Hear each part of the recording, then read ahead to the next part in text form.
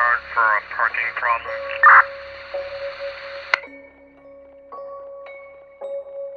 Foreigner 23. Yes, that's 4, I'll get a 28 from 1. Truck when you're ready.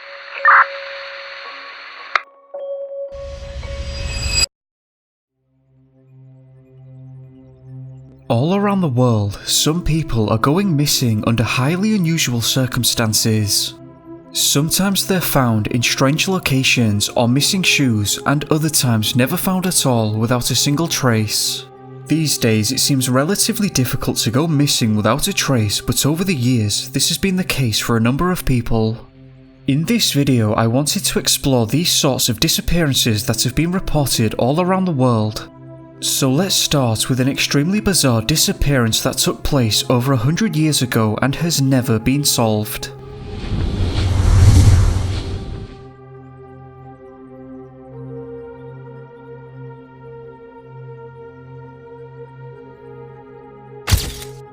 The lighthouse itself was 75 feet tall and served as an important link for guiding transatlantic ships towards the harbour in Leith, Scotland. The lighthouse housed 3 workers, 2 regular and 1 occasional, who rotated from the mainland. Apart from the 3 men, the rest of the island was uninhabited except for a herd of sheep. Herders from the mainland referred to the island as the other country and believed that the island had been touched by something paranormal. Something I found interesting about this place was that the island of Elian Moor was home to a very old chapel built in the 7th century by Saint Flannan. It's said that the island itself elicited a fearful reverence in its visitors. It's also thought that even those who did not pray were moved to while on the island. The island was home to many superstitions and rituals, such as circling around the church on your knees, which was adopted by many visiting. On the 7th of December 1900, Donald MacArthur, Thomas Marshall and James Ducat arrived at the Flannan Isles Lighthouse to begin their 2-week rotation as keepers of the lighthouse. This lighthouse was regularly monitored from the mainland by way of telescope. This was to ensure that in case of an emergency, the men could signal for help. Unfortunately, thick mist hit the area and the lighthouse could only be seen clearly on December the 7th and December the 12th from the mainland. On the 15th of December 1900, however, something highly unusual seemed to have taken place on that remote, lonely island. All 3 men had seemingly disappeared off the face of the earth, and not a single shred of evidence has ever been found as to what may have happened. The steamer Arctur, which had travelled from Philadelphia, passed by the Flannan Isle Lighthouse and noted that its light was not operational. On the 18th of December, the Arctur docked in Leith and the lighthouse irregularity was reported. Because of bad weather conditions, the relief boat Hesperus, which was stationed nearby on the island of Lewis, had to postpone its investigation until December the 26th, where it was found that the lighthouse had been unmanned for days. Jim Harvey was captain of the Hesperus and upon arrival stated that the men were nowhere to be found. Procedure dictates that the men should have waited for the Hesperus to dock, but they never appeared. However, what the crew did find was nothing short of perplexing. Joseph Moore was the replacement keeper and was first to investigate. Interestingly, upon setting foot on the island, Joseph reported feeling an all-encompassing sense of dread. Once Joseph had ascended the cliff and entered the lighthouse, he found that the kitchen table contained plates of meat, potatoes and pickles. He said that the clocks had stopped and there was an overturned chair nearby. In addition to this, he found that the beds were all unmade. He went on and described that the lamp was ready for lighting and 2 of the 3 oilskin coats belonging to the 3 men were gone. Finally, he noted that the gate and door were firmly shut. These findings raised a lot of questions, especially because they indicate that the 3 men had broken protocol. The rules forbade all 3 men from leaving together, as someone needed to be inside the lighthouse to man it at all times. So why did they all leave at the same time, and why did one of the men leave their coat behind? Were they drawn or enticed outside? Also, given that the beds were unmade, does that suggest that something could have taken place during the night? Though that does not explain the food left on the table, as they surely would have cleared that up before turning in for the night. Joseph returned to the Hesperus with his report and informed the captain that something terrible had occurred on that island. Captain Jim Harvey then sent this telegram back to the mainland. A dreadful accident has happened at the Flannels. The 3 keepers, Ducat, Marshall and the Occasional have disappeared from the island. On our arrival there this afternoon, no sign of life was to be seen on the island. Fired a rocket, but as no response was made, managed to land more, who went up to the station but found no keepers there. The clocks were stopped and other signs indicated that the accident must have happened about a week ago. Poor fellows, they must have been blown over the cliffs or drowned trying to secure a crane or something like that. Night coming on, we could not wait to make something as to their fate.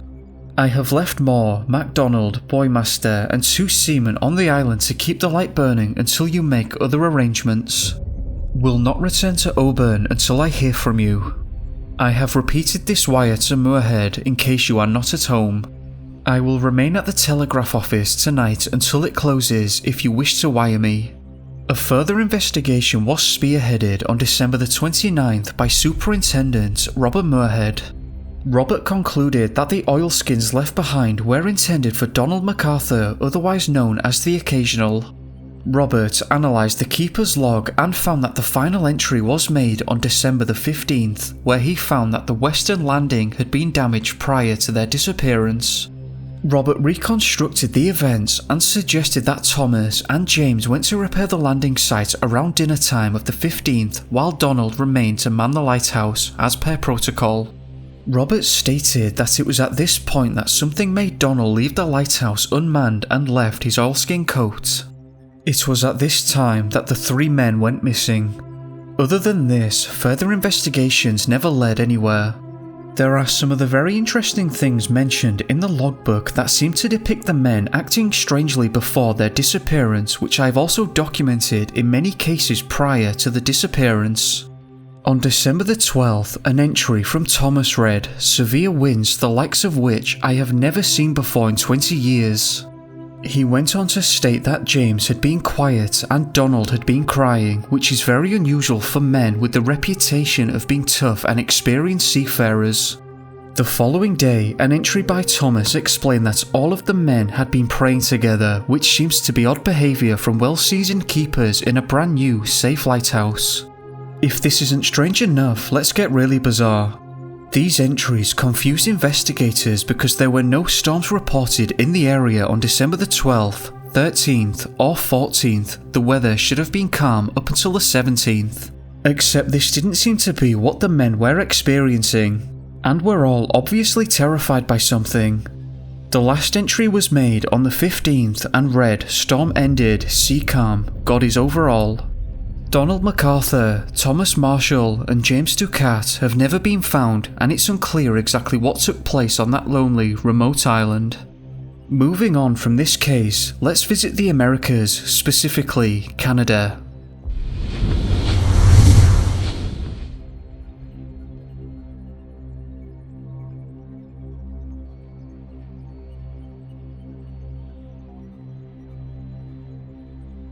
Robert Barrington Lee was a promising maths and physics student from the University of Toronto. It was said that even in his younger years he was solving math equations that others around him could not. Robert was a highly intelligent individual who was a member of Canada's national math team, beating 20,000 other talented mathematicians for the place. It's safe to say that Robert had a very bright future ahead of him with a career in physics. He had impressed professors with his knowledge and was said to be very polite and sensible. Mathematics and physics were not Robert's only talents, however, and it is also said that he was an experienced outdoorsman, pianist, sound and lighting technician. So what exactly happened to this young man? Robert was home from university and was on a 2-week break visiting his parents in Edmonton, Alberta. On the 13th of August 2006, Robert had planned to meet some friends at the nearby Edmonton Folk Festival, so he said his goodbyes to his mother at 10:30 p.m, who was watching TV. He hopped on his mountain bike, and at the time no one knew that this would be a final goodbye. At approximately 11:30 p.m, he sent a text to his girlfriend, Lucy Zhang, who was taking summer classes in Italy at the time. He told her that he'd reached Queen Elizabeth Park and was heading towards the festival in Gallagher Park, and that he would not be able to call her later, but wished her luck with her exams. This park is roughly 2 miles from his home, and he knew the area well. This message was the last time that anyone would ever hear from Robert again. Lucy would later relate that there was nothing strange about his message, and yet he never returned home. It's important to note that Robert's home was located on the south side of the northern Saskatchewan River, as was the festival, and it was no more than 12 blocks away. He could not have travelled very far in that hour, and he did not contact his friends. At this point, I'd like to read an extract from an article written on the 2nd of July 2009 on footprints at theriversedge.blogspot.com. This is what they had to say. When he disappeared, one of Robert's math professors, Dr. Edward Beerstone, said, "We expect him to go on to graduate studies at one of the world's top universities and to have a brilliant career." His disappearance is highly uncharacteristic of Robert. In fact, it was so uncharacteristic that Robert's parents did not wait for the Edmonton police to issue an alert. They went directly to the media on the 15th of August to appeal to the public for help. His mother, Iris, told the media that they felt something bad had happened to him. His father, retired physicist John Barrington Lee, said, "I don't have the best feeling about the situation. He's a gifted mathematician, he's very academic, very straight and narrow. Bad things happen to nice guys. I suspect foul play, that's my instinct." So as you can see, immediately Robert's family knew something was wrong and did not believe his disappearance to be accidental, as it was far too out of his nature to just up and leave. It's thought that Robert was very happy and, as mentioned, was expected to have an extremely bright future ahead of him that most of us can only dream of. So it's highly unlikely that Robert wanted to disappear or had done anything of that nature, as he was not in a bad place. In fact, Robert and Lucy had just got an apartment together 2 months prior his disappearance, which he was very excited about. The Edmonton Police Department quickly took charge of the investigation and the search effort was on. Lucy flew back early from Italy to help find Robert, and Robert's brother, Christopher, and sister, Rosalinda, travelled from Vancouver and started the website www.findrobert.ca, which doesn't seem to exist anymore, but was used to design and spread posters and coordinate volunteer efforts. The initial 5-day search involved bloodhounds, which scoured the area from his home to the water, but they could never find a scent. Helicopters were also involved and flew over Mill Creek and the North Saskatchewan River, but similarly could find no trace at all of Robert. This incident dominated the local news throughout the investigation, as the whole situation did not make sense. Robert's mobile phone provider collaborated with the police and pinged his phone in an attempt to find it, but that did not produce any results. Canoes were working the water, but they also found nothing. On the 18th of August, the search was ended. On August the 22nd, Alan Flynn, owner of the River Tours West, came across the body. He identified an abnormal current in the water, which was usually caused by new boulders under the surface. But because he knew of Robert's disappearance, he decided to investigate, and 9 days now after the disappearance, Robert's body had been found. Alan told the press the body was snagged on some deadfall under the water. His head was to the side and just above the waterline, making it visible as the current moved. Alan said, "I took one look and knew it was him." Alan then called 911 and stayed with the body. Edmonton firefighters arrived at 11 AM that day in wetsuits and fought the currents to retrieve the body. The location of the body was near 92nd Street and 99th Avenue. It was trapped by deadfall at the side of the river across from Gallagher Park, where the festival was taking place. Edmonton police detectives assisted in the recovery of the body, but would initially not comment on the condition. Alan told the press that there were no marks on the body and that he wasn't beat up at all.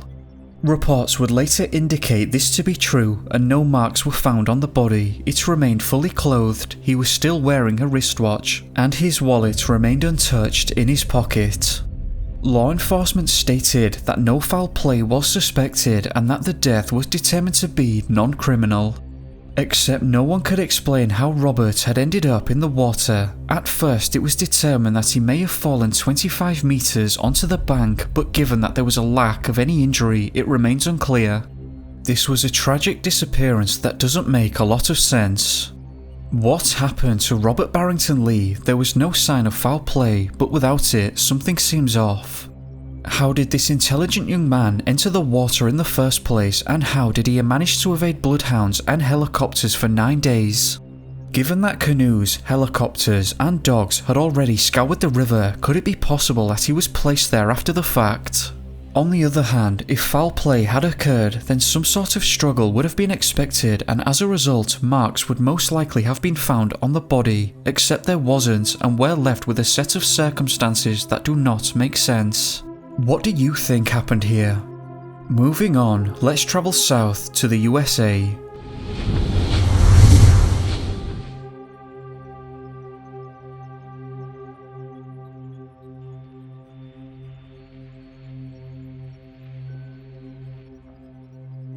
In early February 1970, 16-year-old Geoffrey Burns Haig left his home in Morristown with his Boy Scout troop led by Scoutmaster Eugene Smith.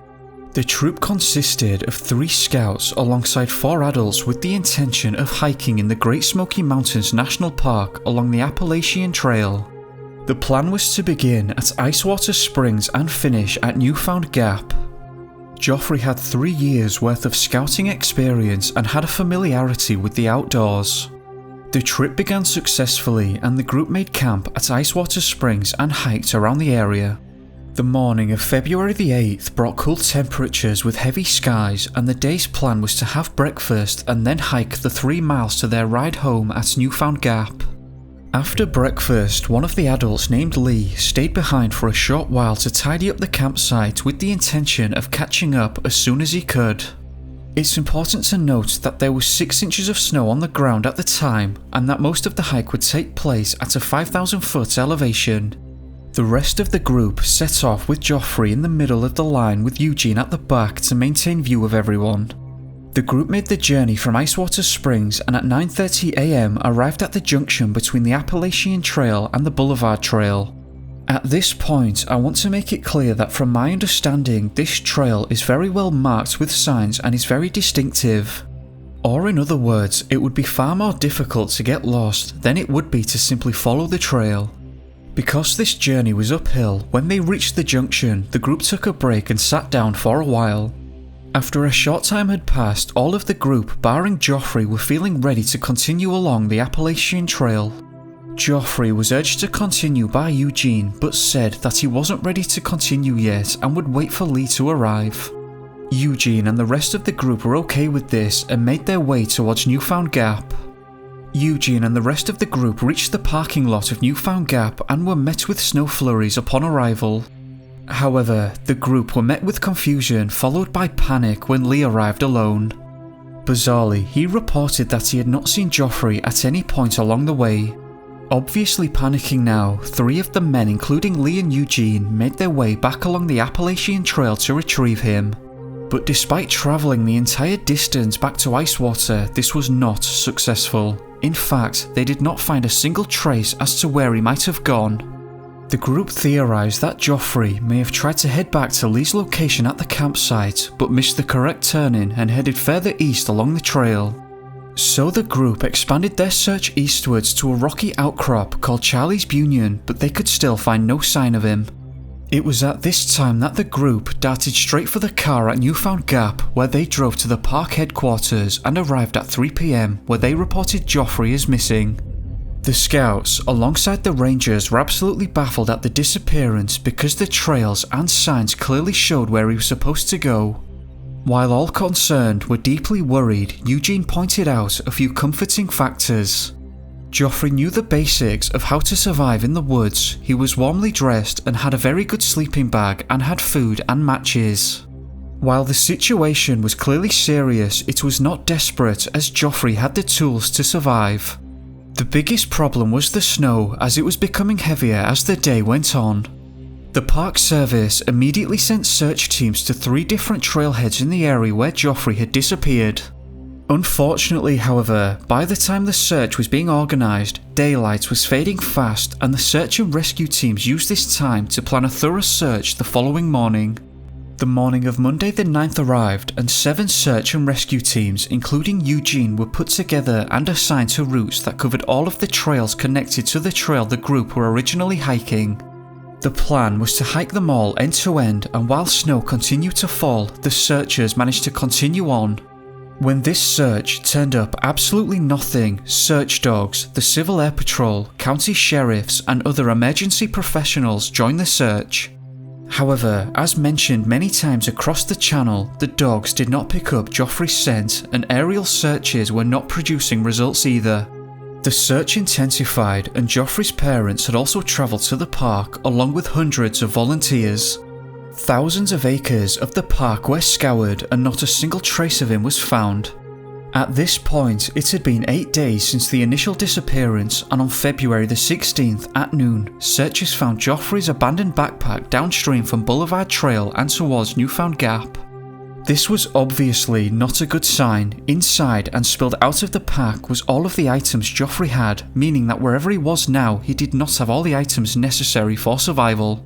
This finding was not just bad news, but was highly unusual.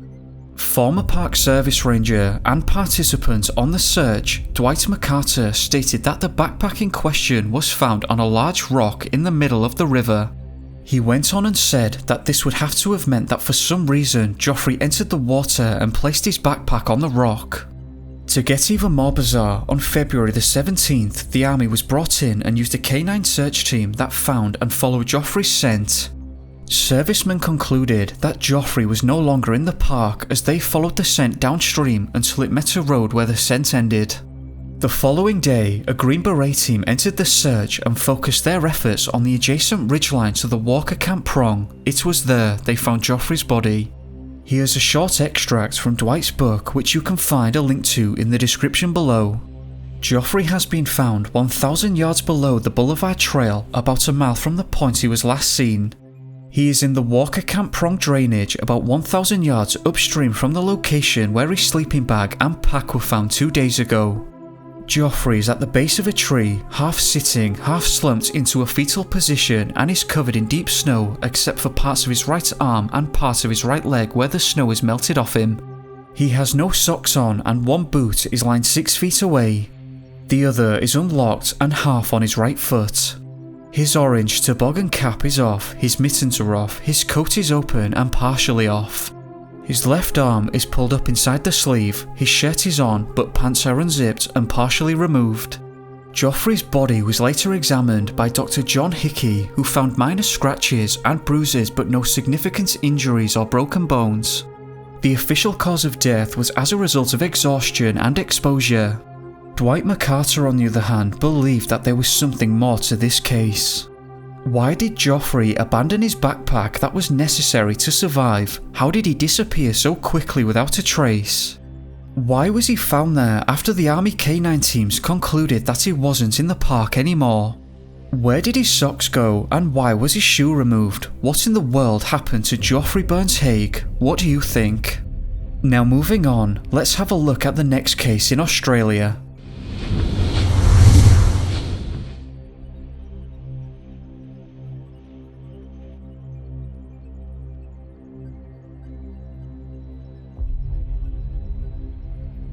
"21-year-old Sivak Simonian went missing on the 20th of October 2014 in the Canangra Boyd National Park.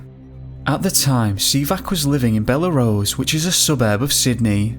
After graduating from Galston College, he began working for Dunning's warehouse retail store. According to his family and friends, he was a very happy person who loved the outdoors. One of Sivak's favourite activities was hiking alone in the national parks around the Sydney area, and as a result was an experienced outdoorsman.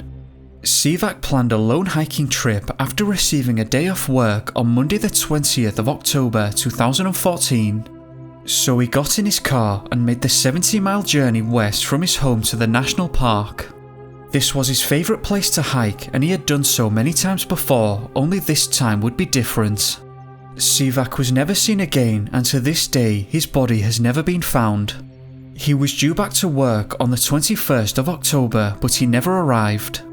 Initially, it was thought that he must have booked multiple days off work and someone had just forgotten to log it correctly. However, this didn't turn out to be the case. 2 days had passed, and on the 23rd of October he was reported missing and his family began to search. The following day, Sivak's father, Masses, discovered his car at the end of a dirt road in the national park. This finding would set the search in motion. Law enforcement reported to the car and stated that it had not been tampered with and was locked, as you would expect. The search for Sivak was massive and sparked an unbelievable response. On November the 11th, the Central Western Daily reported, "Police from Chifley Local Area Command and Police Rescue have been coordinating the search for the 21-year-old, utilising resources from the local police and specialist police force from the rescue squad, the dog squad unit and police Wing, as well as personnel from National Parks and Wildlife Service, ambulance paramedics and volunteers from the State Emergency Service, Rural Fire Service, Volunteer Rescue Association and the Bushwalker Wilderness Rescue Squad." Despite an extensive search that lasted for 18 days with every resource available thrown at it, they didn't find a single trace of Sivak. On September the 12th, 2017, when speaking to Sivak's brother Sassoon, the Sydney Morning Herald reported, "I had confidence in my younger brother. He was an experienced bushwalker and I trusted his ability to overcome any challenges that may have been thrown his way. After spotting his car, we thought we were much closer to finding answers. I was confident that if Sivak was in the national park, he would be found. He had the skills to survive for weeks." As the days passed and the search intensified, still nothing, not a single clue. The lead volunteers were baffled as to how the biggest search in the region's history did not uncover any leads. My dad agreed, adding that Sivak would have been able to make himself known if he was lost and with his experience was not likely to have stumbled into danger. The question must be asked, where is Sivak? Why couldn't search dogs, helicopters and hundreds of searchers find this man? What exactly took place here and what happened to him? What do you think? Finally, I want to share an interesting report by Alan Lamers, who was working on the island, Sulawesi, in Indonesia at the time. This is his experience.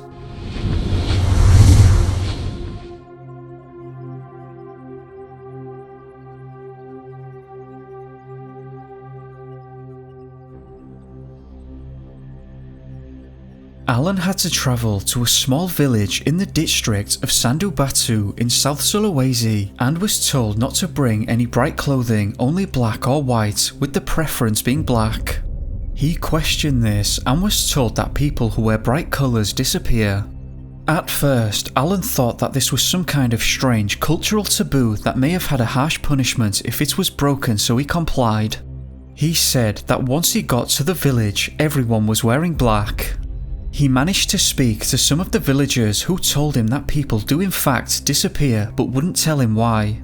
After resting, he and around 10 others went into the jungle to witness the effect of illegal logging occurring there as he was to inspect the damage. Alan stated that one of his friends either didn't listen or understand the warning and wore bright yellow socks. Once they returned to the village, the friend began to behave strangely and was very quiet. That same night he became ill, had a very high fever and was projectile vomiting. A day had passed and he began to feel healthy again, and he told Alan that he had been bitten by something on his right calf and then his thigh on the same leg.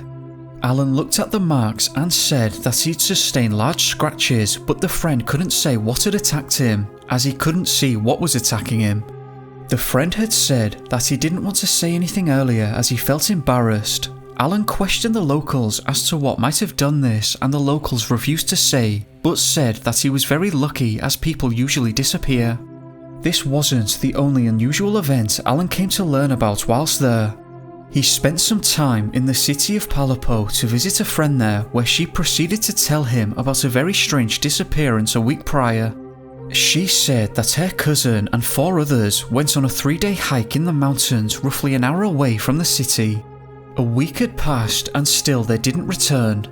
This prompted her to hire a search team who searched the mountains for around a month, where only her brother was found. He was starving and very weak, but still alive. No other member of the group was ever found, not even a single trace. The brother had no memory at all as to what had happened and seemed to be suffering from PTSD. It was reported that he didn't speak for 2 months afterwards and didn't want to speak about it again. This was a couple of strange incidents that I found very interesting. Do visit the links in the description.